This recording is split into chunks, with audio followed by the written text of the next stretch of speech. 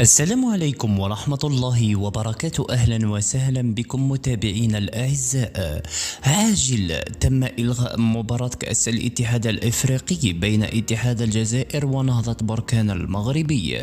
لنتابع التفاصيل واضغط لايك لهذا الفيديو. سحب فريق نهضة بركان المغربي من تنشيط مواجهة اتحاد العاصمة في المباراة الذي كان منتظر إجراؤها بملعب 5 جويلية الأولمبي. ورفض رئيس نهضة بركان ولاعبيه تنشيط المباراة بقمصان الاتحاد الجزائري لكرة القدم والتي أعدها للفريق المغربي بغرف تغيير الملابس. كما تعمد الفريق المغربي عدم الدخول للمستطيل الأخضر لإجراء الإحماءات الأولية مثل ما قام به فريق سوستارا، وهي الخطوة التي تنقلب عليها وينقلب السحر على الساحر. وغادر فريق نهضة بركان المغربي ملعب 5 جويلية الأولمبي وتوجه مباشرة إلى مطار هواري بومدين لمغادرة التراب الوطني. وكشفت مصادر رياضية إعلامية أن المقابلة لن تلعب رسميا ومحكمة لوزان ستكون الفاصل في القضية.